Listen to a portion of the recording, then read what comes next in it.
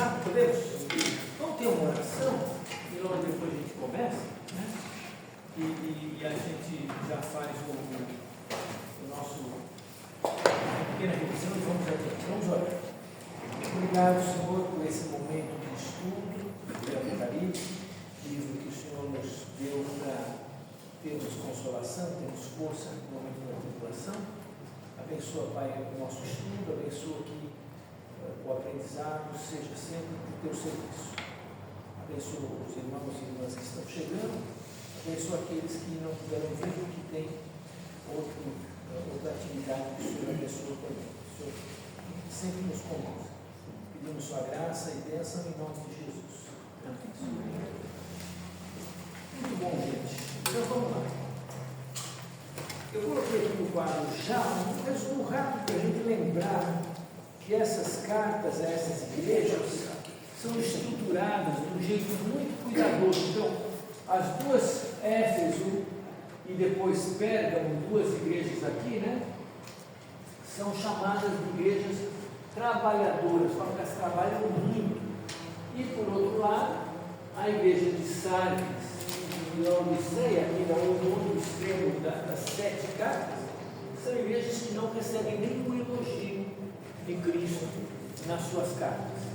E ainda mais tem essas duas cartas aqui, tanto Esmirna como Filadélfia, essas aqui, que são igrejas que não recebem crítica. Então, há uma espécie de um equilíbrio estrutural nas cartas. Então, as cartas são cartas, eu acredito, para comunidades cristãs verdadeiras, e o conteúdo dos conselhos de cada carta era relevante para cada comunidade. Imagina, ele falou lá para os cristãos de Esmirna que estavam enfrentando certas dificuldades na fé. Se fosse fictício, fica estranho, né? Falar de perseguição para quem não sofreu nenhuma perseguição. Então, não, é o contrário. O conteúdo das cartas diz respeito a coisas que estavam ocorrendo nas comunidades locais.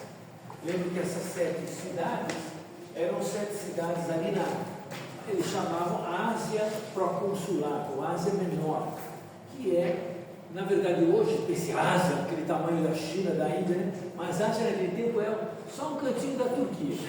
Você pegar o país da Turquia hoje, né? E na época não eram os turcos que moravam lá, a maior parte eram povos gregos. Os turcos vieram do Oriente e tomaram a região depois, né? Já no fim da Idade Média. Mas, então, as cartas têm esses equilíbrios, essas ligações, né? Então, cada carta tem sua mensagem, mas o valor do livro é o pacote. Eu ler a carta de Éfeso e pegar o que serve para mim. Ler a carta de Esmirna e pegar o que serve para mim. E assim cada uma delas, né? E o número 7, já falamos, o número simbólico de a inteireza, né? Então, todas as igrejas estão representadas. Como já falei, nessa região tinha outras igrejas de Cristo que estavam lá nas cidades vizinhas. Coladinho em Laodiceia tinha mais 2 igrejas, né? Colossos e Herápolis. E Laodiceia, 3 cidades bem pertinho uma da outra ali, né? Não citam as outras, por quê? Porque não ficaria 9 igrejas, né? Não tem, o número 9 não faz sentido em termos simbólicos para eles para nada, né? 7 não, 7 é o número dos 7 dias da criação, a inteireza, né? Então, 7 era importante. Então, a igreja em Tiatira, agora nós vamos ler, recebe a maior carta. Por isso que eu coloquei a estrelinha dela maior aqui, né? É a maior carta.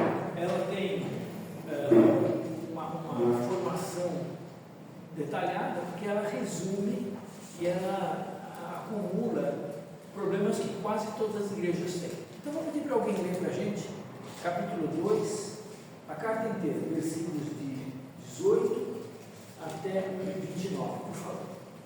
Ao anjo da igreja em Tiatira escreve: Estas coisas diz o Filho de Deus, que tem os olhos como chama de fogo e os pés semelhantes ao bronze polido. Conheço as tuas obras, o teu amor, a últimas obras, mais numerosas do que as primeiras. Tenho, porém, contra ti o tolerares que essa mulher, Jezabel, que a si mesma se declara profetisa, não somente ensine, mas ainda seduz os meus servos a praticarem a prostituição e a comerem coisas sacrificadas aos ídolos. Dei-lhe tempo para que se arrependesse. Ela, todavia, não quer arrepender-se da sua prostituição. Eis que a prostra de cama, bem como em grande tribulação, os que com ela adulteram, caso não se arrependam das obras que ela ensina. Matarei os seus filhos, e todas as igrejas conhecerão que eu sou aquele que sonda mentes e corações, e vos darei a cada um segundo as vossas obras. Digo, todavia, a vós outros, os demais de Tiatira, a tantos quantos não têm essa doutrina e que não conheceram, como eles dizem, as coisas profundas de Satanás. Outra carga não jogarei sobre vós. Tão somente conservai o que tendes, até que eu venha. Ao vencedor, que guardar até ao fim as minhas obras, eu lhe darei autoridade sobre as nações, com cetro de ferro, as regerá e as reduzirá a pedaços como se fossem objetos de barro. Assim como também eu recebi de meu Pai, dar-lhe-ei ainda a estrela da manhã. Quem tem ouvidos, ouça o que o Espírito diz às igrejas. Obrigado. Então, essa é a carta maior que eu falei, né? E ela tem um título, a apresentação de Cristo tem algo de inédito, que não estava lá naquela descrição de Jesus no capítulo 1. Olha aí, veja como Jesus se apresenta, e o que é inédito nessa descrição do versículo 18, que não estava lá em capítulo 1, quando a gente viu aquela imagem, né, daquele sujeito todo poderoso. Os olhos dele, né? Os olhos já estavam cheios de chama de fogo, não é? Lá tem. E os pés como bronze polido. Essas duas coisas estavam lá, se não me falha a memória. Sim. Mas o que é que não estava lá? Filho de Deus. Filho de Deus. Não estava. Claro que Jesus é o Filho de Deus. Todo mundo sabe. Mas por que agora ele diz? Então a gente pensa, é só coincidência. Lembra sempre. Quando os autores inteligentes do mundo antigo, e sobretudo os autores bíblicos, citam um título, não estão enchendo papel à toa. Até porque o papel era caro e cada espacinho contava muito. Ele está dando uma ênfase. Nesta carta central, fique claro que quem fala é o Filho de Deus, que é um termo na boca dos cristãos, terrorista. Por que terrorista? Por que o Filho de Deus é contra o Império Romano? Quem pode me explicar? Quem lembra? O Filho de Deus é o imperador. Exatamente. O imperador se chamava Deus, Salvador, Senhor, Filho de Deus. Mas, gente, esses títulos não são todos os títulos que a gente usa para Jesus hoje. É que só Jesus usa, né? Imagina se um prefeito aqui em Jundiaí fala assim: gente, votem em mim, eu sou o Salvador, eu sou Deus, eu sou o Senhor. Foi no manicômio, né? Esse cara está desregulado. No mundo antigo, não. Pelo contrário, a religião que mais crescia no Império Romano era o culto ao imperador. Mas aqui, Jesus, quem fala agora é o verdadeiro Filho de Deus. Aquele lá que não é bom é fake, né? O verdadeiro está falando. E ele se apresenta como que tem os olhos flamejantes e os pés indemovíveis, forte, estabelecido, que você não desloca esse homem. E ele percebe tudo. Por quê? Porque tem problema. Ele vai discutir os problemas da igreja. Agora tem elogio. O que ele fala dessa igreja? O que ele elogia? As obras, o amor, a fé, o serviço, perseverança, obras mais numerosas, as últimas obras mais numerosas que as primeiras. Olha, não é bastante coisa? Não é bastante elogio? Bastante. E as últimas obras mais numerosas que a primeira. Então, Tiatira, num sentido, resume os elogios das igrejas trabalhadoras, Éfeso, Pedro, resume aqui. Tem uma coisa muito boa. Mas tenho porém contra ti, o que? Versículo 20. Toleras que essa mulher Jezabel, que a si mesma se declara profetiza. Aí então começa o processo interpretativo. Jezabel. Historicamente, vocês lembram quem era Jezabel? Lembra? Quem não quiser saber mais, tem que ler o livro de 2 Reis, né? E observar, acho que 2 Reis. Segundo Reis. Começa em primeira e termina em segunda. Exatamente, porque o Jezabel é a oposição a Elias. E a história de Elias começa em 1 Reis e termina em 2. Então, Jezabel era uma princesa estrangeira, Sidônia, a cidade de Sidom, casada com Acabe, rei de Israel.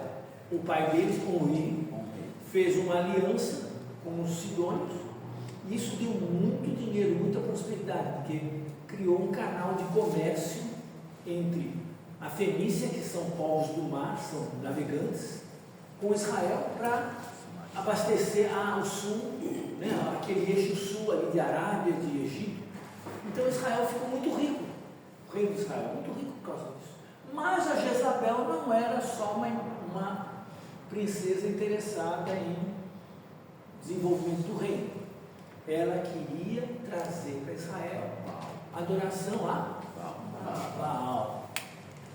Então você vai ver ela conspirando muito para isso, e ela quase parece que consegue. O Elias, embora chega a desanimar, fala: só sobrei eu, acabou, não quero mais, quero morrer, né? Só eu contra tudo isso aqui. Fui lá, Mateus 4, o profeta, a rainha falou: eu vou dar um jeito em você, já, espera aí que você vai ver, como você fez coisas, eu vou fazer com você. Né? Então, ela entrou para a história, depois ela teve um fim trágico, que, então, não vou fazer spoiler dela, né? Mas enfim, agora aqui, tem uma irmã em Cristo chamada Jezabel. Eu já conheci irmã chamada Jezabel, viu? Vocês também já conheceram. O pai ou não entendeu a história bíblica, ou pensou: não, mas essa aqui é diferente, não faz. Né? Não tem nada contra Jezabel. Mas não é um nome assim, usual, porque é um nome de uma personagem bíblica ruim, né? Então, mas havia uma irmã em Cristo em Tiatira chamada Jezabel, e ela fazia o que com as pessoas? O que diz aí? Profetiza. Ela prostituía, enganava, ensinava, seduzia, ensinava a comer coisas que não fazer. Então, alguém pode fazer a leitura literal. Tinha uma irmã, ou era Jezabel ou não, mas tinha uma irmã que fazia coisa errada. Pode ser. Pode ser que não. Pode ser que era um homem, uma pessoa. Mas o João dá um título ruim para ele, né? Dá um nome ruim para ele e faz isso. A melhor leitura que eu acho entre esses termos é que talvez existia mesmo uma mulher, né? Uma mulher na igreja. Mas as mulheres não podiam pregar na igreja antiga. Olha, o Felipe, as mulheres não podiam pregar, mas nem por isso não podiam ser profetisas. Em Atos capítulo 20, não, acho que é 21, deixa eu ver. Atos 21, versículo. Deixa eu olhar aqui. Paulo em Cesareia, 21, versículo 9, diz: Filipe tinha 4 filhas solteiras que profetizavam. Quando que elas profetizavam? Quando elas quisessem. Mas no culto? Não, provavelmente não. Se você ler as cartas de Paulo vai dizer: no culto as irmãs não vão fazer, não é? A participação pública. Mas quem diz que profetizar só no culto? Só a gente que pensa assim, né? Porque o Jeremias nunca profetizou em culto nenhum. Né? Jeremias pregava lá na rua, né? Pregava no portão do templo. Profeta, na verdade, é alguém que fala por Deus. O Filipe tinha 4 filhas solteiras que não se casaram, não escolheram a vida normal da mulher no mundo antigo, que era casar e ter filhos. Ele tinha 4 filhas que resolveram ser portadoras da palavra. Então, se for uma mulher, ela podia ser uma mulher assim, que tinha um papel religioso de falar da palavra de Deus. Só que essa mulher estava fazendo algo errado. O que é? Será que ela estava fazendo os homens da igreja terem relações com ela, sexuais? Não. De novo, eu vou ler para o lado simbólico. Ela estava levando ao culto ao imperador, que no Apocalipse é justamente a idolatria, é justamente a prostituição. No Apocalipse, a prostituição geralmente não é a prostituição em si, é a idolatria como prostituição, né? Como o livro de Oséias. O livro de Oséias tem aquela história da mulher de Oséias que se prostitui de fato, mas a história, a tragédia do Oséias, tem uma esposa que está se prostituindo. A tragédia de Oséias é um paralelo com a tragédia de Deus. Deus tem uma esposa, Israel, e a esposa de Deus está indo atrás de Baal, atrás dos deuses, está traindo Deus, uma prostituição. Então, nesse sentido, se é uma mulher real que existe lá, certamente não seria o nome literal dela Jezabel, até porque o jeito como ele fala, né? Esta mulher, essa Jezabel, né? Não é Jezabel, não é a Jezabel, né? É essa. Mas essa havia talvez então uma senhora na igreja com o dom de profetizar, ou seja, com a tarefa de falar, influenciar. E o que ela falaria? Qual seria a profecia? Olha, gente, eu sou a profetisa. Se me perguntar, o que fazemos? Como perguntar para Débora, né? Lembra Débora? A juíza Débora, a profetisa e juíza. Chegava lá na palmeira de Débora, nós temos um caso aqui, esse irmão emprestou um boi para aquele, mas o boi morreu e agora quem paga o boi, né? Então, ela ia dizer, olha, façam assim, a palavra de Deus para vocês é essa, né? Então as pessoas vinham na igreja perguntar para a Jezabel, olha, nós estamos com um problema, se eu não oferecer o holocausto lá, a oferenda para o imperador, eu vou ter que fechar a loja, mas eu estou com um estoque grande de lona que eu comprei, de couro que eu comprei, como é que eu vou vender esse couro se eu não tiver no sindicato, e o sindicato exige que eu apresente o meu certificado de adorado do imperador. Meu irmão, a palavra do Senhor diz o seguinte, acalme os gentios, faz paz com os gentios, vai lá, só por qualquer jeito, depois você consegue fazer o seu negócio, está vendo? Então, um conselho desse seria aconselhar o cara a comer a comida sacrificada aos ídolos e praticar a prostituição. Então, é uma leitura. Eu sei que tem intérpretes que vão dizer, não, tinha uma senhora na igreja com um nome muito feio que desencaminhava sexualmente os irmãos. Mas veja, o Apocalipse é um livro que convida sempre uma leitura figurada. Se a gente vai ler ele literalmente, em certo momento ele vai ser incompreensível. Então essa é a leitura que eu estou passando. Jezabel se aproxima dos outros dois vilões, o Balaão e o Nicolau, que não é nem citado, mas os Nicolaitas, né? A mesma coisa, eu estou dizendo que são interrelacionados, né? Tudo o mesmo tipo de coisa. Qual que é o problema? A tentativa de submeter ao sistema para se dar bem. Isso significa então um compromisso com a religião do império, ou seja, idolatria, comida sacrificada aos ídolos, ou seja, um procedimento que não é público. Pois não. Quando eu li isso daí, eu via como a Jezabel ser uma ideia, uma filosofia. Ele só deu um nome, essa leitura seria possível? Poderia. Essa é a linguagem mais, vamos dizer, assim como pegou Balaão, com uma ideia de um cara que por dinheiro, né, topa qualquer negócio religioso. O nome Nicolau, Niké, vitória, Laos, povo, vencedor do povo. E Balaão também, tem a mesma etimologia, só que aqui é hebraico, aqui é grego. E aí Jezabel seria de novo só uma ideia. Então aí o movimento como o de Jezabel, que estava abandonando o Deus verdadeiro para seguir o ídolo.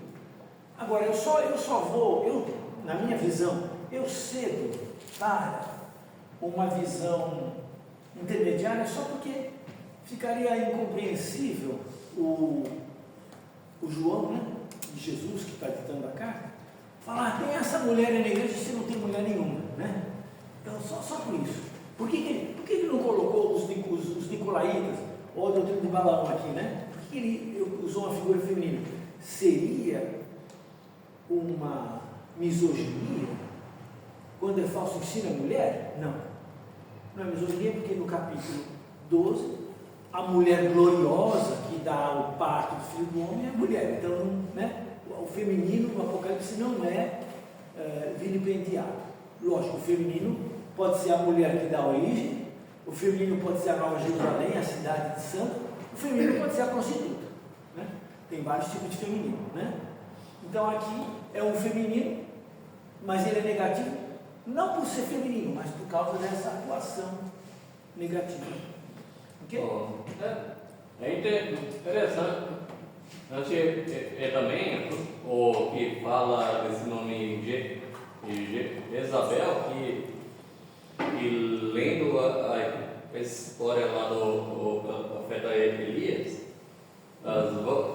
você via que ela não queria só trazer o Baal, ela queria também eliminar a concorrência. Exatamente. Aí quem estava concorrendo? Deus. Do outro modo, ela queria um Baal puro ali, e não queria uma religião mestiça. Exato. Por isso que ela mandava matar os profetas de Deus. E ela patrocinava, ela mesma, né, aqueles 400 e tantos profetas que existiam lá, eram mantidos por ela, para ver como era. Ela, até as pessoas falam, ela é uma missionária de Baal. Ela promoveu um culto de Baal na terra de Israel e, lógico, tinha que eliminar o culto que era, vamos dizer, o de raiz, né? O culto a Deus. Laura, você comentou que o livro de Apocalipse ele vai nos convidar a ter um entendimento e entender como simbologia. Normalmente. Vai ter muito símbolo. Quando que a gente consegue diferenciar que é simbologia e quando que é linguagem literal? Está falando de forma clara e transparente. O Apocalipse vai ser 100% simbologia? Então, a gente vai ter umas certas incertezas. Por isso que, assim, nesse estudo aqui, de vez em quando, vocês vão me ver falando, olha, tem essa, aquela opção, né? Porque aí quando você fala, pode ser que seja isso, eu entendo que pode ser aquilo, eu fico na dúvida, né? Mas como você está... Eu estou pensando, e agora? Qual seria a sua opinião? Qual seria a forma clara de se entender? Correta? Na verdade, o correto é ficar com dúvida. Deixa eu te explicar por quê. Porque se eu afirmar com certeza uma coisa, a minha certeza é mais retórica e é mais preferência pessoal do que evidência. E nós estamos lendo o texto junto, né? Agora, o que acontece? O que às vezes eu posso trazer de interessante? Eu posso trazer uma leitura da história, eu posso trazer, por exemplo, sobre Nicolau, doutrina de Balaão. Na igreja antiga, os documentos do 3º, 4º século produziram informações sobre isso. E eu posso julgar e trazer se eu achar relevante ou não, né? A minha preocupação é quando você fala assim, pode ser que Jezabel tenha a ver com a mulher, realmente, ou uma linguagem simbólica, mas sim, tem a ver com simbologia, eu fico com medo, com receio. Então, quando você fala que pode ser isso ou aquilo, mas se você falasse que provavelmente é isso, eu já ficaria mais tranquila. Então, na verdade, esse provavelmente é só a minha inclinação, né? Porque eu acho que, veja, né? Depois de ponderar tudo, eu acho que era uma mulher e essa mulher promovia de algum jeito, e ela era influente na igreja, porque ele chega a chamar de profetisa, né? E aí ele diz, ela está promovendo o culto ao imperador. E intérpretes honestos, cuidadosos, que vão dizer que é uma mulher que não era culto ao imperador, não, era pecado sexual mesmo. Ele vai tomar na literalidade. Mas, digamos, eu já tomei como pressuposto, não. Geralmente é simbólico. E aquela proposta que ele falou, talvez isso aqui é só um sistema de dizer a mulher, Jezabel, que promove idolatria, nem é uma mulher real, é uma ideia, podia ser. Então, honestamente, eu vejo que todas as hipóteses são possíveis. Eu acho pior a hipótese de achar que a mulher literalmente está provocando escândalos sexuais na igreja. Porque a igreja primitiva era muito severa nesse sentido. Se nós somos severos nesse sentido, imagina a igreja primitiva, muito mais. O que eu estou querendo dizer é, não quero te pressionar, Sim. nem te pressionar. Sim. Mas aí eu fico, o livro de Apocalipse é dificílimo de se entender. Não, mas aí que está. Então, eu vou dar uma palavra para a Meire, talvez ela tenha a resposta. Ela tem a resposta. Mas eu vou dizer com certeza. Tem pessoas, por exemplo, uma pessoa católica que vai pegar e vai ler isso aqui, se seguir de forma literal, a pessoa fica doida. Não, mas veja, o que a gente precisa fazer no estudo bíblico é também, de vez em quando, dizer aqui nós não sabemos. A honestidade, tanto intelectual, acadêmica, tem que chegar no ponto de dizer, desse ponto aqui, nós estamos sem informação, porque senão vira um reino de um conflito sem base. Só porque eu escolhi esse lado, ele escolheu o outro e nós vamos brigar. Mas se a gente subisse o nível, não, você tem base? Não tem. Eu também não. Então, só estou escolhendo isso? Então tá bom. Aí a gente convive com uma pluralidade de possibilidades, mas veja, não vai virar uma coisa muito diferente, não vai mudar muito. E a igreja de Tiatira está sendo condenada por Jesus por aceitar esse tipo de coisa. Então, ninguém vai mudar a situação, mas ajuda a gente a manter a dúvida de dizer, não, existem várias opções, aqui é difícil optar por uma só. Então, se você pensar de um jeito e ele pensar de outro, estamos dentro de um campo de certeza que é possível ter, mas a certeza pontual é difícil ter. Diga-me. Eu achei muito boa a questão da Kelly, né? Eu entendi a dúvida dela e assim, entendendo o que você está apresentando, eu acho que uma solução, né, que acolhe esses dois pontos de vista é pensar que o livro de Apocalipse é simbólico, sim, e que ele apresenta símbolos de pessoas, arquétipos, né? Então, tipos de igrejas. Então, não quer dizer que Tiatira era isso ou aquilo, então basta eliminar ou fazer todo mundo seguir Tiatira que fica bom. Não. Um tipo de igreja como Tiatira, um tipo de igreja como Pérgamo, um tipo de igreja. Então, tem gente que é um tipo Jezabel, que seduz, que ganha as pessoas pela paixão. Tem gente que é tipo Balaão, que distorce, que manipula, que faz você mudar um pouco o seu jeito de pensar. Tem gente que é do tipo que se acha e não precisa de mais nada. Então, esse tipo também. Então eu acho que assim, o Apocalipse nos ajuda a ver tipos de pessoas que corrompem a igreja, né? E eu acho que pode ter pessoas assim, literalmente, mas que são arquétipos, que a gente precisa ficar atento para não ser esse tipo de pessoa, né? E também identificar quando pessoas estão sendo, é como a gente fala, a bruxa malvada, né? Quem é a bruxa malvada nessa história? Quem incorporar o jeito da bruxa malvada. Quem é a fada madrinha, né? Então é mais ou menos nesse sentido que eu pensei. Acho que faz sentido, porque o João pegou um nome, o Jesus e João pegaram um nome lá carregado de significado. Então, é um arquétipo, ou seja, arquétipo é um modelo de pessoa, de comportamento, de tudo, de personalidade, uma pessoa, um personagem, e a pessoa podia vestir. Uau! Aqui. Foi Desculpa. Fala, depois. É mais um desabafo mesmo, tá bom? Ah, sim. Exemplo, eu fico preocupadíssima com o Apocalipse, porque a pessoa, qualquer pessoa que for ler lá, exemplo, me provocou essa questão, eu tive uma provocação de perguntar isso, por quê? Tem a ver até com a minha família. Tem uma prima que começou a ler Apocalipse, mas ela foi de forma, é isso aqui, ponto final. Exatamente. Começou a chamar o pai de Jesus e a mãe de Maria.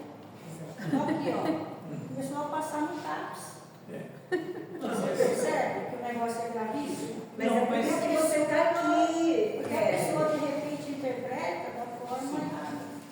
Isso é, mas veja, a interpretação errada existe e a gente, o objetivo desse tipo de estudo e debate, estudar é a gente saber tanto a gente não entrar nessa como ajudar os outros.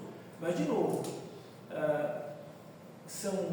seriam livros como vários livros da Bíblia, especialmente o Apocalipse, é um livro onde a humildade deve estar acima das convicções. Acho que no cristianismo tudo devia ser mais por esse caminho, mas especialmente nesse livro. Por quê? Porque quem sabe bem o que aconteceu em Tiatira, morreram lá em Tiatira. Os irmãos que receberam a carta, que tinham todos os códigos, eles sabiam exatamente sobre o que João está falando. O que João está falando? Eles sabiam exatamente. Nós temos 2000 anos separados geográfica, cultural, historicamente, tudo. Então, o nosso trato da questão pelo texto requer humildade. Então, quando pessoas vão estudar o Apocalipse, a gente tem que dar todo um preparo de, olha, não leia assim, não. Tem que ler um contexto, com história, com história da igreja, com história da interpretação, com métodos, e aí a pessoa vai chegar. Mas, de fato, se a pessoa ler errado, qualquer livro da Bíblia pode se tornar até perigoso, né? Mas, bom, nesse caso, vou ser mais, senão a gente não vai correr aqui que você falou. Mas acho que para entender um pouco, acho que ajudar a entender, Atos capítulo 16, vai falar um pouco da história de Lídia, da onde que ela vinha, como Paulo preso lá em Filipos, vai citar ela. Então, mas, enfim, senão a gente vai longe, mas a Bíblia é essa, né? O segredo é você, como a gente já falou, acho que logo nos primeiros dias da aula, tentar entender o contexto, a história, você falou, a geografia. Se a gente pegar qual que é a história de Jundiaí há 100, 200 anos, eu não sei quantos anos tem essa cidade, quantas coisas se perdem no meio do caminho. Então é questão de querer entender toda a história, né? Quem é Jesus? Jesus é só um homem, se ele não for o Cristo, ele não é o Jesus, ele é só um homem como qualquer outro, né? E aí por aí vai o caminho, mas eu entendo também que essa carta aí, essa Jezabel, vai dar o significado de uma cidade, de um culto ao imperador, a parte econômica, que dá para entender justamente, mais ou menos, que vai citar que Lídia era uma vendedora de púrpura daquela cidade, então tem um pouco desse link. Aí por isso que a gente está aqui, né? Para poder ir se descobrindo e investigando e tentando entender o contexto da época. ligando as coisas. Ligando. Então, porque justamente o que acontece com um caso desse, e mesmo os outros casos, Balaão, Nicolau, são símbolos, são trazidos, a gente trabalha com eles, entende dentro do texto mais ou menos, um pouco na história. Por exemplo, alguns historiadores do segundo e terceiro século vão surfar na maionese com Nicolau, vão fazer um sabão com ele, vão dizer, é Nicolau lá de Antioquia, um dos 7 escolhidos junto com Estevão, que virou a herege. Tiraram da cartola. Eles também não sabiam e eles inventaram. Então é uma mentira antiga. Só por ser antiga não vira verdade. É só uma mentira antiga, um erro antigo. Então a gente vai ler muitas explicações, mas a gente vai olhar para o texto e a explicação, ver o que realmente faz mais sentido, né? E aí vai seguir o caminho. Deixa eu ver, tinha essa questão da... Vamos lá, e aqui, quem mais? E aí de novo, vamos lá, depois eu vou tentar ir para frente. Vai lá. Por exemplo, o Balaão, Nicolau, Isabel, a Bíblia vai relatar que essas pessoas corromperam a verdade, não é isso? indo para o caminho da corrupção. Depois a Bíblia vai falar sobre a besta. Também é tudo tirando as pessoas da fé em Deus para a corrupção que tem. A gente sabe que está por trás de Satanás. Então, é mais uma pessoa, mais um personagem manipulando o povo. É isso, né? É isso. É isso. Então, e veja, nesse sentido, todos os intérpretes vão concordar. Isso é consenso. Agora, os detalhes do consenso fica mais difícil. Deixa eu ver de lá para cá. Olha, o que eu entendo disso daí o personagem bíblico ele é importante. Ele vai direto no núcleo da questão, ele aponta para o alvo, né, vamos dizer assim. Mas a importância não é o personagem em si, é o que está sendo provocado naquele lugar. Exato. O que tem que chamar a nossa atenção é que algo podre está acontecendo ali. Isso. É isso que é importante. O que é Jezabel, o que é o Nicolau, o Balaão, é importante, mas não é o X da questão. O que tem que chamar a atenção é que essa prostituição, essa traição contra Deus e Jesus tem que acabar. É isso que ele está mostrando ali. E isso, de novo, esse tipo de coisa é consenso. Todo mundo, as várias leituras desse trecho vão chegar ao mesmo consenso. Mas cada um vem de um lado, né? Cada um vem de um caminho. Quem mais? Eu acho que é você de novo. Pois não. Só para tirar a dúvida, quando fala-se aqui, já citou-se várias vezes, praticarem a prostituição, impureza sexual, isso aqui está falando com a tradução de idolatria. Vai ser sempre idolatria? Eu achei Normalmente. interessante você falar esse negócio de prostituição tem outro significado. Veja, no mundo antigo, a religião e a prostituição às vezes andavam juntos. Então, você vai ver os profetas do Velho Testamento falando contra os templos pagãos, onde havia prostitutos e prostitutas cultuais. Até se lembrar a história do Judá e da Tamar, lembra? A história de Judá e Tamar, que Judá, enfim, ela é a nora, ela engana o sogro e tem relações sexuais com o sogro. O sogro pensava que ela era uma prostituta cultual que estava lá no caminho e ele se utiliza dos serviços dela. Nada disso está aprovado por Deus, tá? Os personagens bíblicos fazem coisas contra a Bíblia, mas assim, foi assim que nasceram os dois gêmeos, né? Pérez e Esrom, né? Os filhos os descendentes, né? Da família de Judá, de Tamar, né? Foi de Tamar que nasceu, do sogro, né? Porque os filhos, enfim, a história é longa, não vale a pena, mas enfim, então, prostitutas cultuais existiam no mundo antigo também.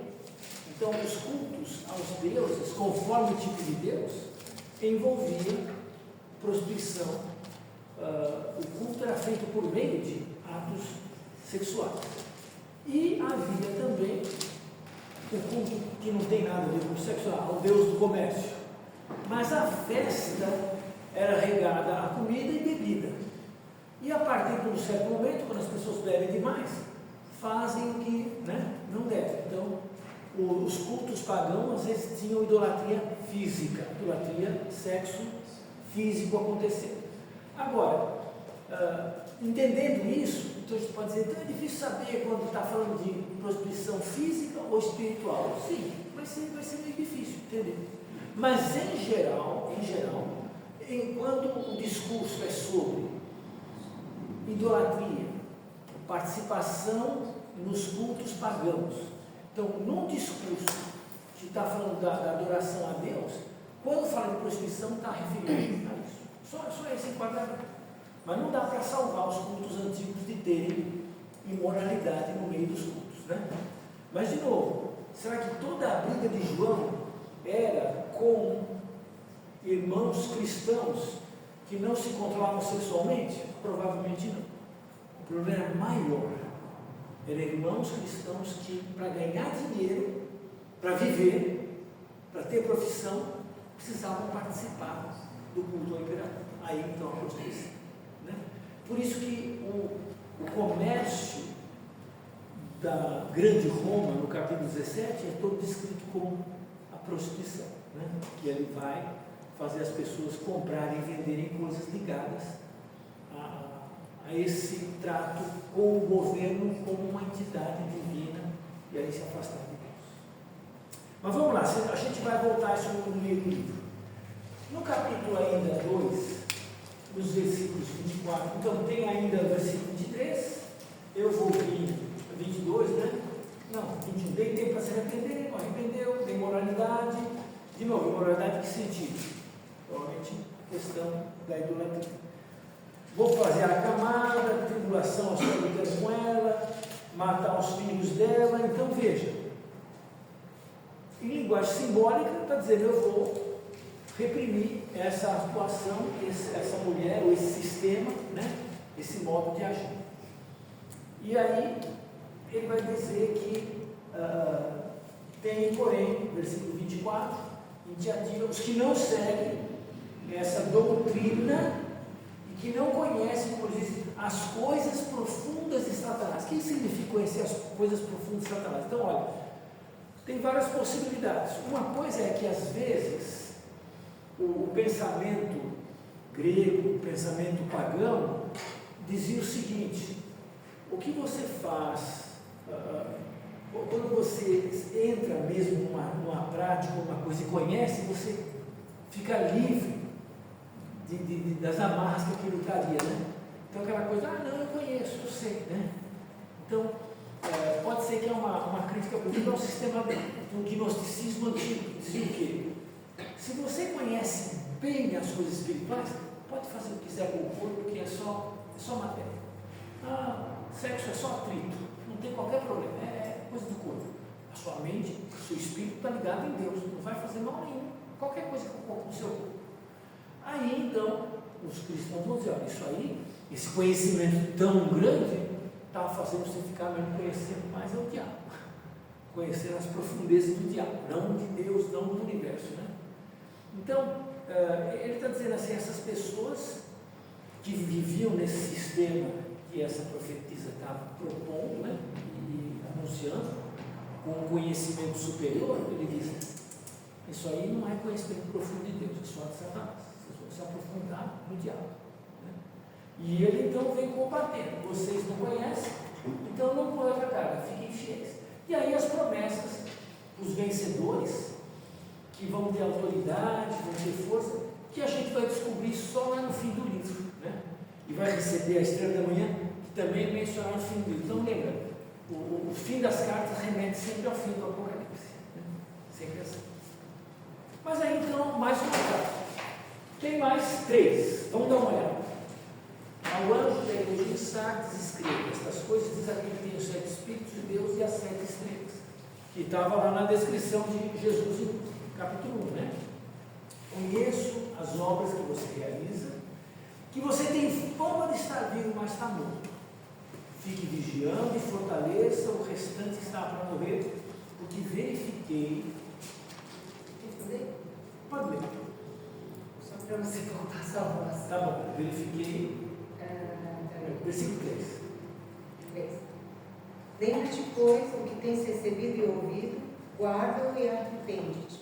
Porquanto, se não vigiares, virei como ladrão, e não conhecerás de modo algum em que hora virei contra ti.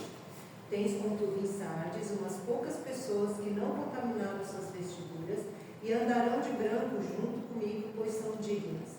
O vencedor será assim vestido de vestiduras brancas, e de modo nenhum apagarei o seu nome do livro da vida. Pelo contrário, confessarei o seu nome diante de meu Pai e diante de seus anjos. Quem tem ouvidos, ouça o que o Espírito diz às igrejas.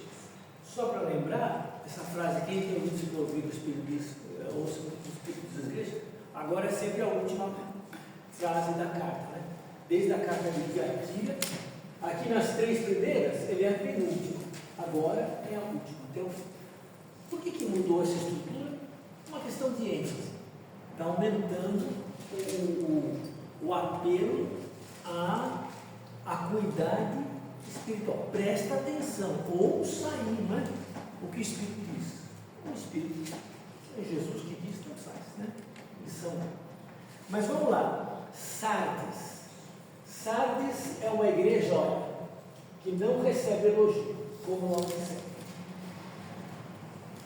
Sardes era uma cidade famosíssima no passado, e se você depois pegar um site, vai no Google Arqueologia, ver onde é que está, ela está no topo de uma acrópole, de uma pedra, de uma rocha.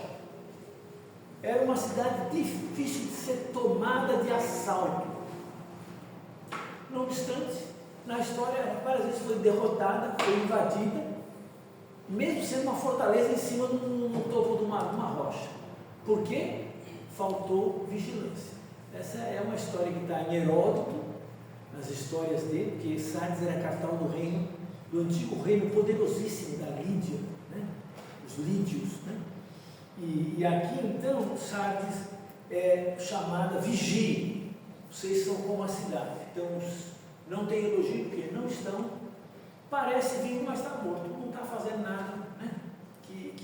que devia.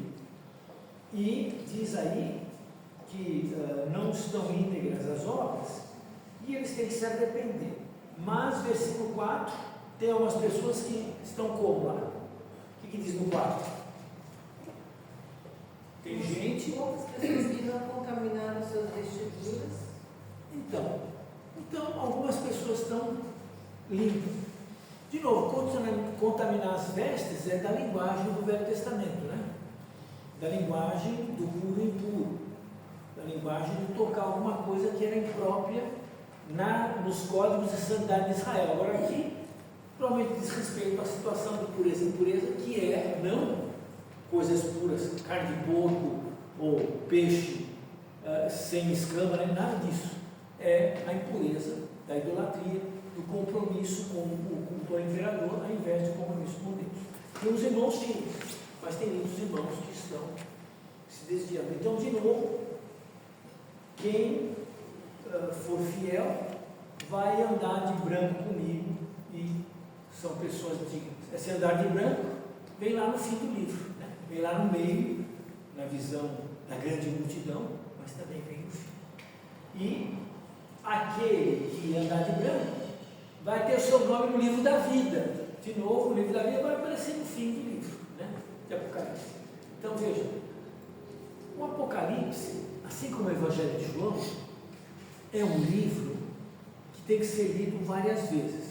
Eu sei que às vezes a gente compra na livraria um livro, sei lá, um romance, a gente lê do começo ao fim, acabou, né? Você lê um livro de mistério, tinha aquela escritora Agatha Christie, que escrevia muitos livros de mistério, você lia do começo ao fim. No fim você descobria o mistério, só deixava no fim a solução, senão você largava o livro antes. Terminou o livro, fecha, acabou. Aqui não. O Evangelho de João, o Apocalipse são livros que você tem um livro aqui. Então você vem e começa lendo, vai lendo o livro todo. Quando você terminar, é necessário que você volte e leia de novo. Por quê? Porque só assim você vai pegar coisas que você não pegou antes. O livro ele se retroalimenta. O que é o livro da vida? Quando chegar no fim eu descubro, quando eu ler de novo, aí eu vou entender. O Evangelho de João é um caso clássico. Os primeiros 18 versículos, aquela poesia sobre o verbo, aquilo é uma teologia tão avançada, tão bem feita, que é uma vergonha para o prólogo.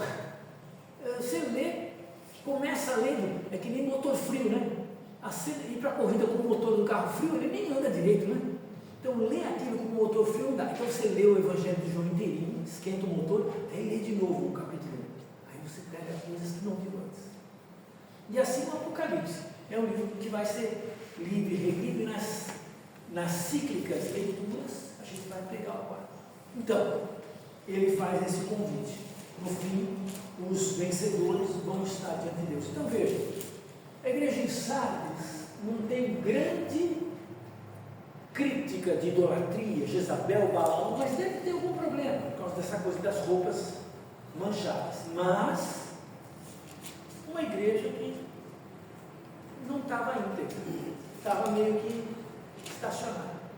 Então, até um aviso para a gente: no cristianismo, ou a gente vai, ou a gente volta. Não tem ponto morto, não tem, né, um tatá para ficar assim, né, segurando o carro, né, na embreagem. Ou você vai ou você volta. Essa igreja estava retrocedendo por não estar se acelerando. Mas vamos lá. Como eu falei, nós vamos correr. Filadélfia. Vou pedir para você ler.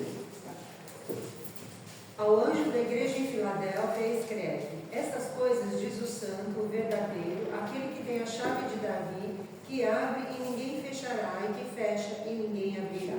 Conheço as tuas obras, eis que tenho posto diante de ti uma porta aberta, a qual ninguém pode fechar, e que tens pouca força, entretanto, guardaste a minha palavra e não negaste o meu nome.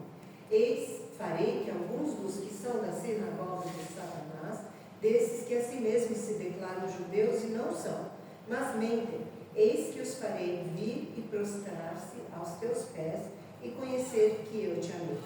Porque guardaste a palavra da minha perseverança, também eu te guardarei da hora da provação que há de vir sobre o mundo inteiro, para experimentar os que habitam sobre a terra. Venho sem demora.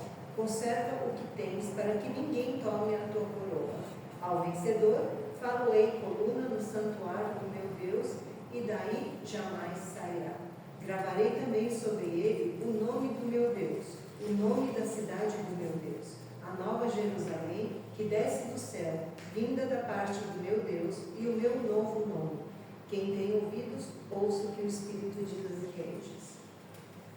Muita ligação, né, com o fim do livro, o santuário de Deus, o tempo de Deus que vem no fim. Mas você vai ser uma coluna. Tem gente que diz, a Filadélfia é dada a muitos terremotos, as construções não ficavam, né? Mas não, vou fazer você uma coluna que não vai ser movida mais, né? E você vai estar lá, o seu nome vai ser gravado, vou pôr o meu novo nome em você. Todas essas promessas são de ligação profunda. Então, Filadélfia é uma igreja que não recebe nenhuma crítica, né? E até eu coloquei aqui umas relações, Filadélfia tem aqui, eles são aqueles que estão sofrendo a provação que virá sobre toda a terra, né? E também Esmirna, também a tribulação de 10 dias, não tem ligação, né, entre essas igrejas aqui, né? E aqui também em Filadélfia ele fala de novo, eu não coloquei no quadro aí, mas novamente aparece aqui a questão dos falsos sinagoga de Satanás, né? Esse quadro aqui está em Tiatira, mas devia estar aqui em cima de Filadélfia.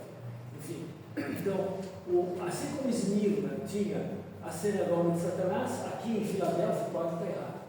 Devia ter também esses sujeitos atrapalhando. Quem é? Judeus. E ele diz, são falsos judeus. Que o verdadeiro judeu não faz esse tipo de perseguição ao Messias, né? Mas Filadélfia era uma igreja pequena, é reconhecido que é pequena aqui, mas ele diz, eu vou pôr uma porta aberta que ninguém vai poder fechar. O que é essa porta? Aí várias propostas, a ideia é só de que Jesus está dizendo, em termos mais gerais, ninguém vai barrar o caminho de vocês. Vocês têm, mas há quem interpreta, não, Filadélfia tinha uma estrutura, a cidade já era missionária, então essa porta aqui é a porta da missão, vocês vão poder fazer trabalho missionário, porque a cidade de Filadélfia era uma cidade que tinha sido fundada pelos gregos para a difusão da cultura grega, então ela ia ser conveniente para a difusão do cristianismo também. Então aí as interpretações vão levar em conta o ambiente cultural ou não, mas o ponto é que ele fala de novo, versículo 10, vocês vão ser guardados na hora da aprovação, que vai vir por toda a terra. Então, remete ao mesmo problema descrito aqui em Esmirna e aqui em Filadélfia. Igrejas pequenas, mas fortes, porque não estão se desviando no caminho da idolatria, da impureza, da adoração. Diga-me. Só me deu a impressão que Filadélfia seria uma igreja assim meio com baixa autoestima, assim, sabe? Parece que ninguém liga para ela, parece que ela não faz grandes coisas, mas Deus está vendo. Isso. E Deus está valorizando a perseverança dessa igreja. vale a pena pensar nisso, até em termos de, às vezes, igrejas pequenas, congregações pequenas, que, bom, o que será, né? Bom, tem igrejas que nós vamos ver lá o Odisseia agora, muito rica, muito cheia de fama, mas que é uma casca oca, não tem nada, só tem aquilo que aparece. E hoje, na nossa época da internet, né, dos selfies e das fotos, tem muita coisa que aparece de um jeito, e você vai ver por dentro, é outra, né? Não tem nada a ver aquilo que aparece, só propaganda, pior, propaganda falsa, né? Então, mas é legal que pensar que Filadélfia é uma igreja que poderia ser, até por uma consciência verdadeira, nós não somos nada, nós somos pouco. Jesus diz, olha, eu vou abrir a porta aqui, e quem fecha? Eu sou quem tem a chave, né? E Davi, isso está na visão do capítulo 1. Eu abri a porta e ninguém vai fechar, vocês podem, né? Vocês têm pleno poder. Eu também reparei que parecia que ela não estava assim, sofrendo grandes perseguições, né? Então, às vezes alguém pode achar, poxa, fulano está sofrendo em Cristo, o outro está acontecendo, está fazendo grandes... E a gente está aqui, não está sofrendo, não está fazendo nada, e aí, né? Mas Deus está reconhecendo, falando, não, está tudo certo, né? Sim. E eles iam sofrer, né? A provação vai vir. Então mantém a coroa. E eles tinham, infelizmente, o quadro está errado, tem que puxar para cá. A sinagoga de Satanás, os judeus estavam se opondo a eles também. Muito bom. Vamos ler a última carta? Vou proceder de novo, e aí a gente vai para o cafezinho, de 14 até 22. Ao anjo da igreja em Laodiceia escreve, essas coisas diz o Amém, a testemunha fiel e verdadeira, o princípio da criação de Deus. Conheço as tuas obras e nem és frio nem quente. Quem dera fosses frio ou quente. Assim, porque és morno e nem és quente nem frio, estou a ponto de vomitar-te da minha boca. Pois dizes, estou rico e abastado, e não preciso de coisa alguma, e nem sabes que tu és infeliz, sim, miserável, pobre, cego e nu. Aconselho-te que de mim compres ouro refinado pelo fogo, para te enriqueceres, vestiduras brancas, para te vestires, a fim de que não seja manifesta a vergonha da tua nudez, e colírio para ungires os olhos, a fim de que vejas. Eu repreendo e disciplino a quantos amo. Sê zeloso e arrepende-te. Eis que estou à porta e bato. Se alguém ouvir a minha voz e abrir a porta, entrarei em sua casa e cearei com ele, e ele comigo. Ao vencedor, dar-lhe-ei sentar-se comigo no meu trono, assim como também eu venci e me sentei com meu Pai no seu trono. Quem tem ouvidos, ouça o que o Espírito diz às igrejas. Joia. Então, sentar-se no trono com Cristo, com Deus, é o que vai acontecer no Apocalipse 20. Os santos se sentam em tronos e reinam, julgam o mundo lá no Apocalipse 20. Né? Ou seja, o vencedor, o que morre pela fé, o que é fiel até a morte, reina com Cristo. Uau, eu tenho uma dúvida para depois. Claro, nós vamos ler tudo. Nós vamos trabalhar o texto todo, mas pode fazer a pergunta. Qual o significado aqui de Apocalipse 3, 19, quando fala, conheço as tuas obras, sei que nem és frio nem quente, que deras fosse frio ou quente. Aqui significaria não fique em cima do muro, não fique no meio termo, ou significaria... Então, o que acontece com essa igreja tem a ver, talvez, com uma ilustração que eles tinham lá no ambiente cultural deles. Dizem que em Laodiceia tinha águas termais, águas quentes, e é lógico, a água quente tem um certo uso, né? E a água fria. Mas eles tinham também uma água meio, vamos dizer, salobra, com alguma coisa que era boa para provocar vômito, né? Então Jesus está usando uma metáfora, está pegando os dados que eles tinham na época, dizendo, olha, vocês são como essa água que dá vômito aí. Se for quente, eu uso para ferver ou para tomar um banho. Se for frio, eu uso para tomar ou para refrescar. Mas vocês são de um jeito que não serve para nada, a não ser para vomitar. Então, o que é? Aí, de novo, as teologias, cada um, a igreja quente é a igreja que tem milagres e Espírito Santo. A igreja fria é a igreja que só lê a Bíblia. Então aí vem as conversas que vocês podem jogar isso, né, no canto que não tem nada. No mundo antigo eles não tinham esse problema ainda, então não é um problema. O que é uma igreja crente e uma igreja fria? No caso aqui deles, essa indiferença deles ao Senhor fazia com que eles fossem imprestáveis. Se você fosse quente, eu pego. Se você for frio, eu pego. Vocês são do jeito que não dá para pegar. O que seria isso? Vou pegar um significado. Versículo 17, né? A explicação do Eu estou 17. Eu estou rico. Eu tenho tudo que eu preciso. Não preciso nem orar mais. Eu estou rico. Eu estou abastado. Né? Então, qual é o cristão imprestável? O cristão que não precisa de Deus. Que é o caso deles aqui. Por que eles são mortos? Não é porque eles faziam pouco trabalho ou muito trabalho, é porque eles são arrogantes. Eu sou rico, estou bem de vida, não preciso de nada. Então, e você pode ver que é bem isso que acontece mesmo. Quando a gente está numa grande tribulação, a gente ora a Deus muito, né? Ou quando a gente, às vezes, recebe uma graça muito inédita que não merecemos, a gente agradece muito. Mas quando a vida está morna, normal, né? Eu estou tranquilo, meu dinheiro vem, meu dinheiro vai, a saúde está boa, está tudo certo. Eu falo, isso nem de Deus, né? Esse negócio de ir para o céu se estraga, né? Não, eu prefiro aqui, não quero mais nada. Não. Então eu vou para esse caminho aí por causa do versículo 17, né? E aí Jesus diz, mas vocês são pobres, aí tudo é o negativo. Infeliz, miserável, pobre, cego e nu. Então, até porque na cidade de Laodiceia, dizem que eles eram fabricantes de colírio, né? Muito famoso. E a cidade de Laodiceia, por exemplo, teve um terremoto e aí a cidade se abalou, se destruíram as obras públicas. O governo imperial disse, vamos mandar dinheiro aí para ajudar. Não precisa, a gente reconstrói só com o nosso recurso. Então a cidade em si era opulenta, né? E os irmãos da igreja pegaram o espírito circundante, e eles também eram metidos. Então, a pessoa que não presta para Jesus é a pessoa que já tem tudo, né?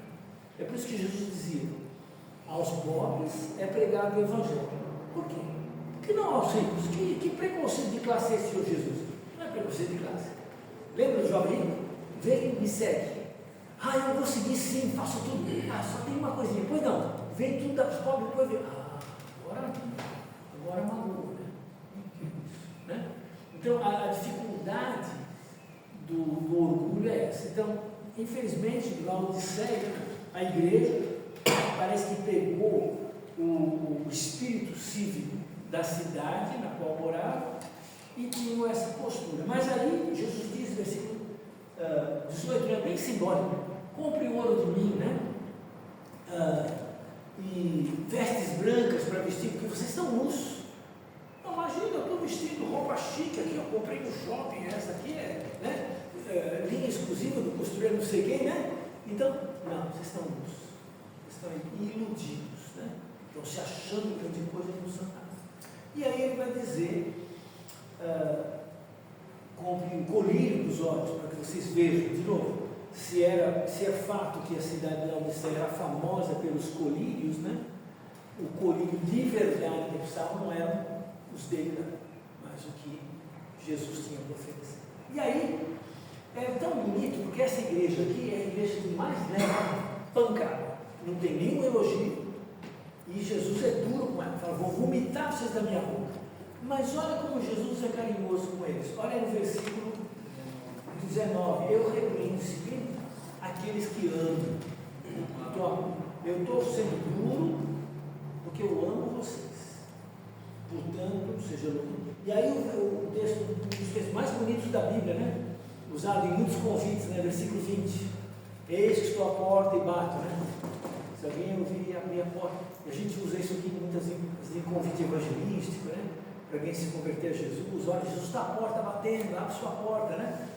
Agora, aqui é patético imaginar que uma igreja tivesse deixado Jesus para fora, né? E ele está batendo lá e ninguém atende, né? Porque nós estamos tão bem que nem precisamos de Jesus, né?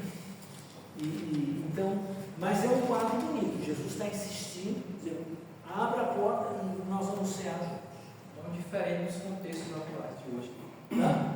Não diferente do nosso contexto atual. Então, imagina hoje quantas tem de tudo e Jesus Cristo está de fora. Exatamente. Às vezes a pior coisa que pode acontecer com alguém é ele ser tão abençoado que por causa da bênção ele esquece o abençoador e fica só com a bênção, né? E aí se perde na bênção. O número 5 ele é muito singular, né, na palavra, né? E aqui, o número 5, né? Sim. Aqui no 17 mesmo ele fala, né? Sim. Eles conseguem colocar 5 defeitos nele, né? Infeliz, miserável, pobre, cego, inútil. 5 defeitos, exatamente. É muito complicado. É complicado. Pelo amor de Deus. E aí, tudo aquilo que eles se gabavam de ter, Jesus diz, não tem. Ele reverte aquela famosa história. Os primeiros se tornando os últimos. Eles se achavam os primeiros. Não, vocês são os últimos. Vocês estão mal. Os 5 atributos. Os pés da mão. Eu lembro de levar um tapa na cabeça. É verdade. É verdade. Então, estiquei muito. Vamos tomar um cafezinho? A gente vai. 10 minutinhos, gente. Vamos dar uma paradinha na gravação.